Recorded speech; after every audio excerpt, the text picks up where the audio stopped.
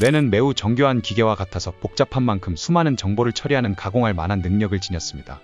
예전에는 뇌의 각 영역이 제한되고 한정된 역할만 한다고 추측했습니다. 하지만 많은 연구를 통해 뇌의 여러 영역이 그처럼 세분화되어 있지 않다는 점이 밝혀졌습니다. 즉, 하나의 영역이 하나의 기능을 담당하는 것이 아닙니다.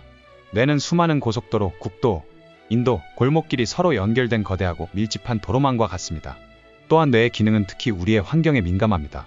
우리가 받은 교육과 과거에 마주했던 상황 등이 뇌가 작용하는 방식에 영향을 미치는 것입니다. 이를 보여주는 보편적인 사례가 바로 사과하는 방식입니다. 우리는 어떤 교육을 받았느냐에 따라 다양한 방식으로 사과합니다. 아예 사과하지 않는 사람도 있지만 미안해하며 여러 차례 사과를 되풀이하는 사람도 있습니다. 이들을 관찰하면 사과하는 방식이 모두 같지 않음을 알 수 있습니다. 감정적 반응도 마찬가지입니다. 문화 또는 교육에 따라 감정 표현도 다소 달라집니다. 환경으로 뇌 기능을 조절할 수 있다면 약으로 심리를 치료하는 것도 가능합니다. 두 뉴런을 연결하는 신경전달 물질인 세로토닌 수치에 변화를 주어 슬픔이나 걱정을 진정시키는 것입니다. 마찬가지로 치료라는 새로운 학습을 병행하면 습관이나 감정 대응 방식을 바꿀 수 있습니다. 이것이 바로 오늘 이 책에 배울 내용입니다. 본 내용에 앞서 알아두어야 할 개념이 있습니다. 우리는 오랫동안 뇌가 시간이 흐를수록 손상될 뿐이라고 생각했습니다. 하지만 이제는 뇌 구조를 평생토록 변화시킬 수 있다는 사실을 알게 되었습니다. 뇌 가소성이라는 개념은 경험에 따라 뇌의 기능과 구조가 변화하는 뇌의 적응력을 뜻합니다. 뇌의 흔적을 남기는 것은 바로 환경과 행동입니다. 그 흔적은 비포장도로, 아스팔트도로, 고가도로, 고속도로로 이루어진 거대하고 복잡한 도로망과 같습니다. 통행이 없는 도로는 점점 수풀이 우거지고 포장이 손상되면서 제대로 된 길에 역할을 못하게 될 수도 있습니다. 그러면 뇌는 새로운 도로를 만들거나 다른 방향의 기존 도로를 강화합니다. 뇌 가소성은 이처럼 통행량에 따라 도로 형태가 바뀌는 능력이라고 할 수 있습니다. 하지만 이는 행동이나 행위를 주기적으로 반복해야 가능합니다. 감정은 변화하는 환경에 적응하는 데 유용합니다. 어린 시절부터 지속적으로 부과되는 기본 욕구인 배고픔, 휴식, 생존과 같은 생리적 욕구나 안전, 애정, 소속 등과 같은 자아실현 욕구들을 경험합니다. 이러한 욕구가 채워지지 않을 경우 욕구를 충족시키려는 동기가 증가합니다. 전형적인 사례는 공포인데, 공포는 위험을 감지하면 뇌가 신체 곳곳에서 반격하거나 도망치라며 연쇄 반응을 일으킵니다. 반대로 목표한 바가 달성됐거나 달성 중인 경우 우리는 기쁨과 긍지 같은 긍정적인 감정을 느낍니다. 기본 욕구가 충족되면 만족감을 느낄 뿐 아니라 부정적 감정을 효과적으로 막아내기도 합니다. 또한 감정은 타인과 소통할 수 있게 해줍니다. 우리는 동료에게서 공포, 슬픔, 기쁨 등의 감정을 감지합니다.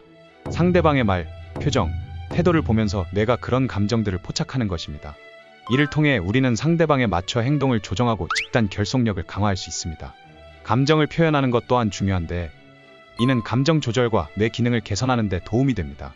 감정 표현을 하지 않는 사람은 감정을 발산하지 않고 축적하기 때문에 정체되거나 쌓이게 되고, 그런 감정을 곱씹으며 자신의 삶에 실망하게 됩니다.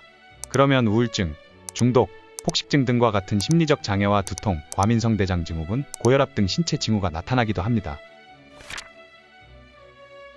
충동성, 걱정, 분노, 슬픔, 욕망, 실망 등과 같은 감정들은 조절하기 어려울까요? 저자는 이는 틀린 생각이라고 말합니다. 감정은 갑작스러운 일에 일어나기도 하고 충동성 때문에 일어나기도 합니다. 하지만 충동성이나 성급함의 감정이 더해지면 심사숙고하지 못하고 폭발할 가능성이 있습니다. 감정 기복이 심해지는 것입니다. 이것을 조절하는 기법이 시차 기법입니다. 시차 기법은 감정에서 벗어나 충동성을 억제하는 연습입니다. 연습하는 법은 간단합니다. 자신이 좋아하는 과자나 음식을 앞에 두고 한 조각을 먹어보세요. 그리고 10분을 기다렸다가 다시 한 조각을 먹어보세요. 10분을 기다리는 동안 평소 할 일을 해도 좋습니다. 평소에 이런 연습을 해둔다면 누군가와 갈등이 있을 때, 구매를 앞두고 있을 때, 불안해서 확신을 못 가질 때, 당이나 술을 먹고 싶을 때, 욕하고 싶을 때 도움이 될 거라고 말합니다. 만약 누군가가 당신의 공간과 영역을 침범했을 때 그 해결책은 당신의 경계 밖으로 밀어내는 방법뿐입니다. 그러지 않으면 감정 조절에 실패해서 분노가 내면을 갉아먹게 됩니다. 이럴 때 자기주장 기법을 사용할 수 있습니다. 자기 주장을 함으로써 분노를 떨쳐내고 내면을 보호함과 동시에 타인과 협상을 할 수 있습니다. 올바른 자기 주장을 할 때는 6단계가 있습니다. 1단계는 나는 이해했다, 인지했다, 파악했다, 알고 있다 라고 알리는 것입니다. 상대방에게 주의 깊게 듣고 있다는 것을 몸소 보여주면서 상대방의 말을 이해하고 존중하고 있다는 것을 상대방이 느낄 수 있도록 합니다. 그러면 상대방은 차분해지며 이번에는 당신의 의견을 듣고자 할 것입니다. 2단계는 상대방이 한 말을 똑같이 따라 하기입니다. 상대방이 한 말을 똑같이 따라하면 여러분이 경청하고 있으며 잘 이해하고 있다는 태도를 보일 수 있습니다. 3단계는 상대방의 어조나 표정에서 나타나는 감정 언급하기입니다. 상대방의 말에서 나타나는 감정을 뚜렷하게 느꼈다면 그 감정에 대해서 언급합니다. 4단계는 상대방의 고통, 불만, 실망의 안타까움을 표현하는 것입니다. 5단계는 여러분이 느끼는 불편함을 명확히 설명하는 것입니다. 6단계는 상대방의 주장이 어떻든 앞에 5단계를 반복하는 것입니다. 여러분의 태도가 고집스러워 상대방이 불쾌할 수도 있지만 상대방은 그 불쾌함을 받아들여야 합니다. 자기 주장은 기본적인 권리이며 사람들이 자신의 방식을 항상 여러분에게 강요할 수는 없기 때문입니다. 전전두 피질은 편도체를 자극하는 편향과 엄격한 도덕적 원칙에 영향을 받습니다.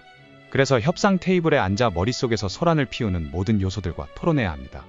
이를 인지 재구조화라고 하는데 사고방식을 재구성해 더 현실적으로 변경하는 것을 말합니다. 쉽게 말하면 감정을 빼고 이성적으로 생각하는 기법이라고 할 수 있습니다. 이를 위해 먼저 상황, 생각, 감정, 행동을 살펴봐야 합니다.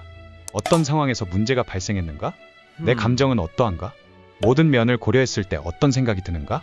무엇을 하고 싶은가 혹은 말하고 싶은가? 를 생각해보는 것입니다. 예시를 하나 보겠습니다.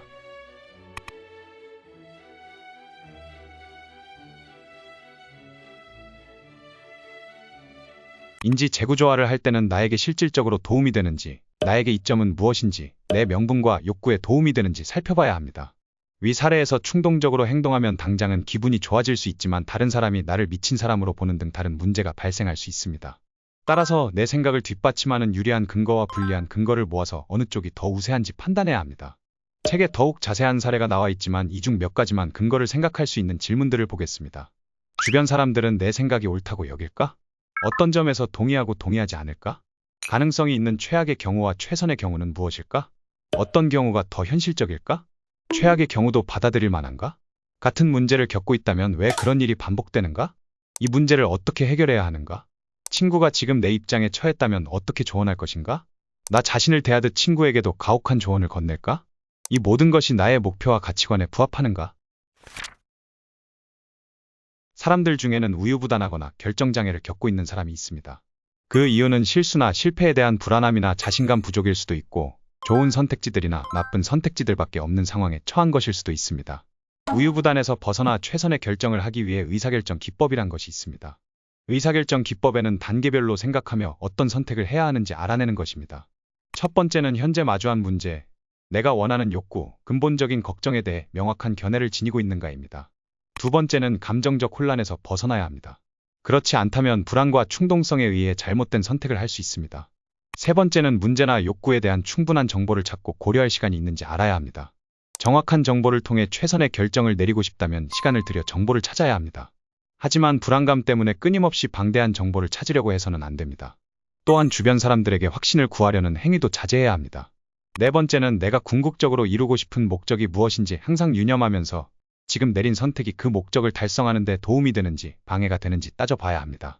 만약 선택지들이 비슷하다면 무언가를 선택한다는 것은 무언가를 포기한다는 것이 아닙니다. 만약 정말 차이가 있다면 처음부터 눈에 띄었을 것입니다. 이러한 단계를 밟아가며 답을 내린다면 의사결정하는 데 도움이 될 것입니다. 슬픔, 불안, 분노 등은 감정의 뇌가 활발히 활동한 결과입니다. 감정의 뇌는 예전과 같은 상황에 다시 빠지지 않으려고 강렬한 불쾌감을 일으킵니다. 이번 챕터에서 소개할 노출 기법은 이러한 뇌의 자동화에 맞서는 기법입니다. 반복적으로 감정에 노출되면 감정의 뇌는 점차 진정하고 거칠게 반응하지 않게 됩니다. 이를 연습하려면 불쾌한 감정이나 저항해야 하는 감정이 일어나는 상황에 스스로 들어가야 합니다. 실제 상황에 노출될 수도 있고 어떤 생각이나 가상의 시나리오에 노출되는 것도 가능합니다. 하지만 이때 주의할 점은 조금씩 노출시킨 후 강도를 서서히 올려나가야 한다는 것입니다. 한 번의 트라우마를 겪을 정도로 강도가 센 상황에 노출된다면 다시는 경험하고 싶지 않을 정도로 강렬한 불안이 일어날 수 있기 때문입니다. 예를 들어 소심한 사람이 있습니다. 낯선 사람과 말하는 것도 어려워하고 자기가 하고 싶은 말을 잘 못합니다.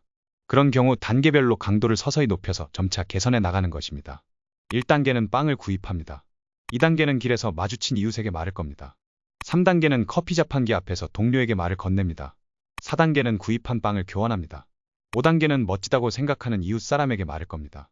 6단계는 회의에서 의견을 냅니다. 7단계는 회의에서 동료 의견에 반대합니다. 8단계는 회의에서 몇 분간 발표합니다. 9단계는 마음에 드는 이성을 저녁 식사에 초대합니다. 이런 식으로 소심한 자신을 바꿀 수 있습니다.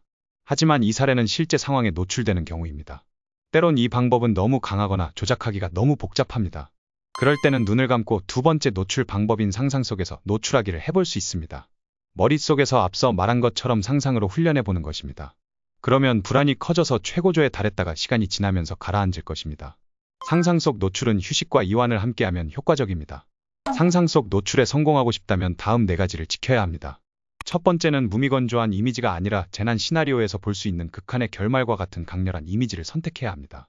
두 번째는 최악의 상황이 너에게 실망했어. 너를 결코 사랑한 적 없어. 너는 실패자야와 같은 문장에 기반한 것인지 확인합니다. 세 번째는 어떤 시나리오는 여러 장면이나 문장에 근거하기도 합니다. 그래서 한 번 노출됐다고 문제가 해결되지 않습니다. 장면마다, 문장마다 훈련해야 합니다. 마지막으로 여기서 이미지는 짧은 영상이 아니라 정지된 이미지여야 합니다. 짧은 영상에는 여러 이미지들이 포함되기 때문에 습관이 형성되지 않을 수 있습니다. 이렇게 훈련하면 자신을 분노, 슬픔, 고통과 같은 감정에 노출할 수 있습니다. 노출 훈련에도 감정이 잦아들지 않고 오히려 심각해질 가능성도 있습니다. 또 다른 실용적인 훈련법은 인터넷에서 찾은 이미지에 자신을 노출하는 것입니다. 이런 방법은 동물 공포증이나 고소 공포증 등의 효과가 있습니다. 거미 공포증을 앓는 사람이라면 아이가 귀엽게 그린 거미 그림부터 난이도를 높여 거미가 먹이를 먹고 있는 사진까지 인터넷에서 약 20장 정도의 이미지를 선택해 달라고 주변 사람에게 요청하는 것도 좋습니다. 감정은 우리의 생활과도 밀접하게 연관되어 있습니다. 바로 수면, 신체 활동, 식생활입니다. 먼저 수면은 몸과 마음이 회복시키는데 도움을 줍니다. 우리는 수면하는 동안 하루 동안 쌓인 정보들을 처리하는데 만약 수면이 부족하면 뉴런은 지쳐서 점차 죽게 됩니다. 따라서 수면은 감정을 조절하는 데도 중요합니다. 수면 부족은 과민성, 충동성 분노, 슬픔, 자살 충동을 유발하고 지연 행동을 일으키고 더불어 기억력, 집중력, 억제력을 떨어뜨리며 사고 능력과 전전두피질에 영향을 끼칩니다. 즉, 충분한 수면이 감정을 조절하는 데 도움이 된다는 것입니다. 그렇다면 편안하고 개운한 잠을 자기 위해선 어떻게 해야 할까요? 바로 규칙적인 수면, 자기 전에 스마트폰이나 음식 섭취 등 자극적인 요소 피하기, 청결한 잠자리 등이 있습니다. 두 번째는 신체 활동입니다. 건강한 몸에 건강한 정신이 깃든다는 말은 괜히 나온 게 아닙니다. 신체 활동은 당뇨병, 고혈압, 비만, 변비, 수면 장애 등의 위험성을 감소하는 효능이 있습니다. 그렇다면 뇌에는 어떨까요? 규칙적인 신체 활동은 새로운 뉴런을 생성하고 신경 퇴행성 질환을 예방합니다. 미국에서 100만 명 이상을 대상으로 실시한 한 연구에 따르면 운동은 기분을 개선하는 데도 도움이 된다고 합니다. 운동 자체도 좋지만 반복하는 것이 중요합니다. 한 달에 한 번 고강도의 근력 운동을 하는 것보다 가벼운 운동을 한 주에 여러 번 반복하는 것이 좋습니다. 몸을 움직이고 실외에서 활동하면 감정의 악순환이 끊어지고 뇌 가소성이 촉진되기 때문에 운동은 불안, 분노, 충동성을 조절하는 데 도움이 됩니다. 세 번째로는 식생활입니다. 식생활과 정신은 어떤 관계일까요?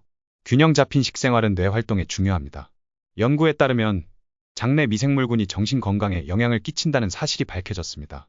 또한 장내 미생물은 복용하는 약물의 흡수 과정에도 영향을 미치기 때문에 신체와 정신 건강을 위해 건강한 장내 미생물군을 유지하는 것이 중요합니다. 음식이 감정의 진정제처럼 작용하는 것은 흔한 일입니다. 강렬한 충동에 이끌려 기름지거나 단 음식에 손이 가는 경향이 있는데 이는 뇌에게 일종의 보상 역할을 하며 즉각적으로 긍정적인 감정을 일으킵니다. 여러 책을 읽고 노력해봐도 문제가 해결되지 않을 수도 있습니다. 이 책의 조언들로도 불안한 감정이 조절되지 않는다면 불안장애일 수 있으며 불안은 여러분의 직장, 친구, 가족 등의 문제를 일으키며 분별력을 잃게 만듭니다. 불안은 특정 대상이나 동물, 상황에서 비롯되기도 합니다. 가장 흔한 사례는 뱀, 거미, 쥐, 반려동물, 높은 곳, 피 등이 있습니다. 극도의 불안은 부정적 감정이 동반됩니다. 트라우마가 생길 정도의 사건을 경험하면 몇 주 혹은 몇 달 동안 불안 증세가 지속되기 때문에 약물 치료나 인지행동 치료를 받는 것이 좋습니다. 이러한 불안을 음식을 통해 조절하는 경우 안 좋은 식습관으로 이어져 질병으로 이어지는 사례가 있습니다. 쇼핑 또한 부정적인 감정을 막는 데 사용되기도 하는데 이는 자칫하면 과소비로 이어질 수 있습니다. 따라서 이 모든 경우 상담을 받는 것이 좋습니다. 저자는 이 책을 통해 뇌가 작동 방식과 매일 당신에게 일어나는 일들 뒤에 숨어있는 심리적 과정을 이해했길 바라고 꾸준한 노력을 통해 더 나은 사람이 되길 바란다고 말합니다. 오늘 영상은 여기까지입니다. 이 밖에도 다양한 내용들이 있으니 책의 내용이 궁금하신 분은 한번 읽어보시기를 추천드립니다. 감사합니다.